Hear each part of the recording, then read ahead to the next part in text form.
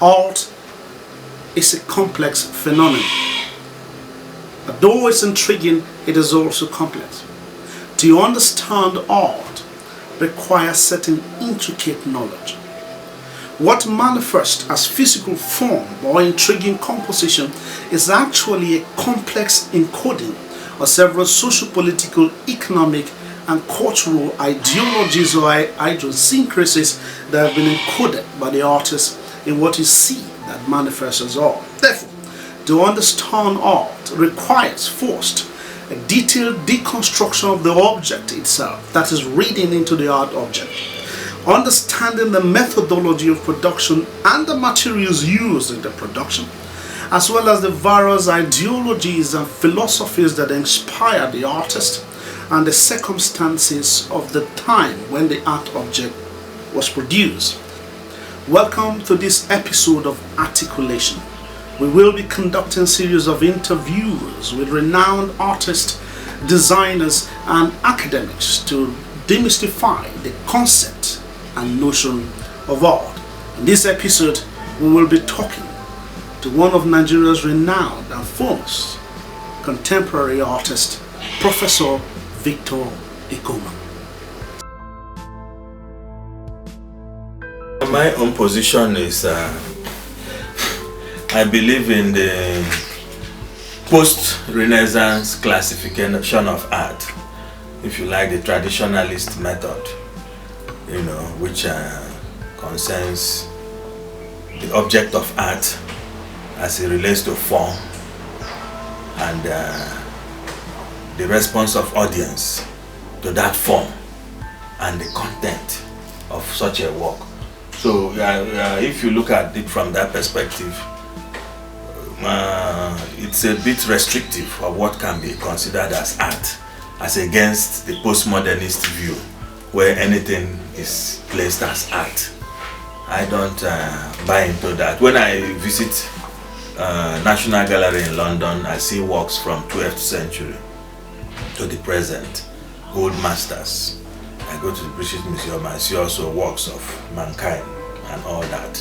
For me, it represents art. Not the postmodernist views. But however, it's understood because in the 21st century, a lot of dynamism in definitions and shifts in universes of what constitutes what.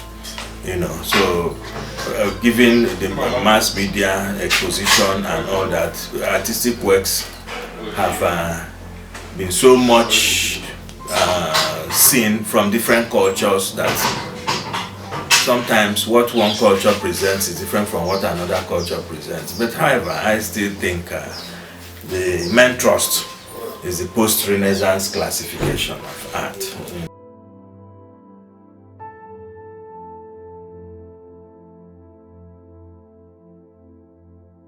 Well, yes, of course, one's background of training certainly must have an influence on what you do. I'm not just a painter. I'm a painter with a strong background in that matter, humanities, anthropology, and African studies.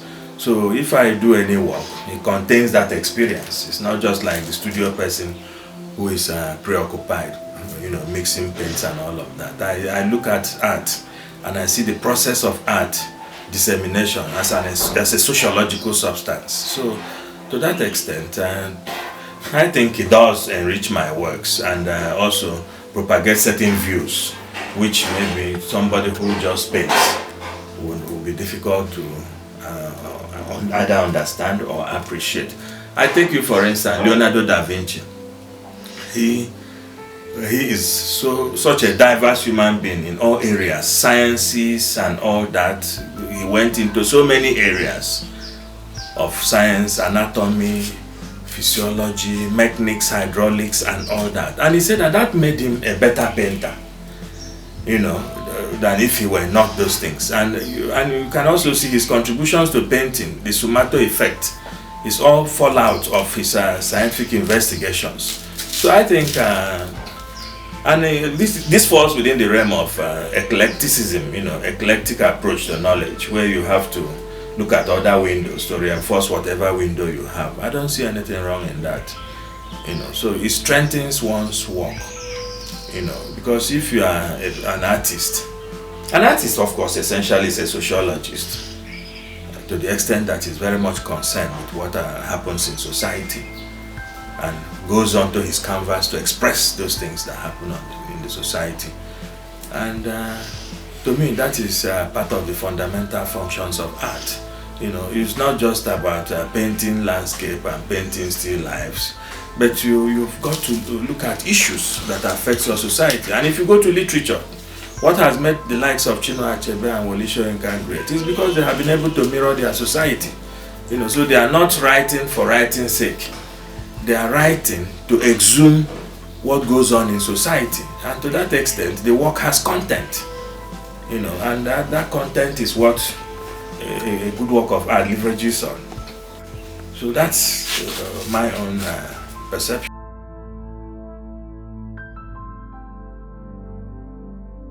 Well, the methodology is what you see of the work. Maybe you make sense of what it means to you. But I was first trained by a Jamaican lady, Deborah Ecoma. That was my first teacher who introduced me to painting, a landscape painter, a Jamaican. And thereafter I went to Nsukka for my degree program and met the Pan-Africanist disposition of drawing from indigenous sources, propounded by Uche Okeke. And we encountered the Uli style and all of that, which is essentially lines, use of exploration of lines. So in that quest for exploration of line, I began to unlearn what I had learned. Naturalism was my traditional training from Deborah Ecoma, but in Nsukka school we were now made to look at art in terms of conceptualization of images, abstraction and all that. So I began to do works that reflect that, and using line as an essential element. And for me, at some point that line wasn't as animating as I expected. So I began to add things onto the board. Initially rope. This rope they sell in the market by the Nsukka women, and then we add things like stones, sand, and what again? Even wood, pieces of wood. And so that gave my work some textural quality, and for me, animated the canvas. It has a sculptural presence, and something that is no more like applying a flat paint on a canvas. It's more like the canvas is speaking. So I became consistent with that style. And in the exhibition we had, Module sponsored our exhibition in 1994.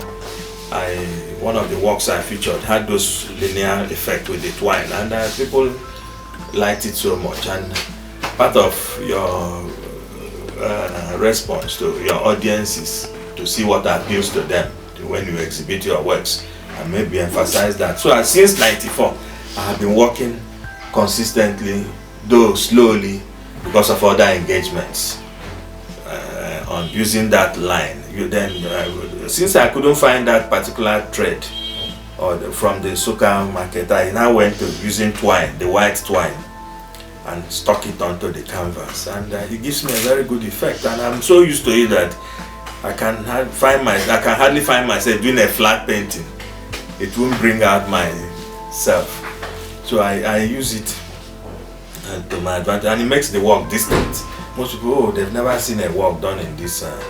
So for me, and then again, my strategy is also color, using very brilliant colors, because colors have an impact on the audience. Vibrant, warm colors, they attract. So I use it as a strategy to captivate my audience, and also trying to get a bit of else style of scale, doing large works, because large works have a way of intimidating with the spectator, you know. I see this, there was a painting I saw in National Gallery in London of Ingres, portrait by Ingres. Oh, fantastic. The painting, large from the ground level to the floor level, stupendous. And you see it very astonishing, you know. So scale has a way. You can do a small work with all the richness and everything, but it doesn't move as much as if such a work is enlarged. The visual impact is more. So those are my strategies, you know. The technique I have adopted, the twine technique, my color scheme, maybe if you like my palette, and then the size. Fantastic. Size, you know.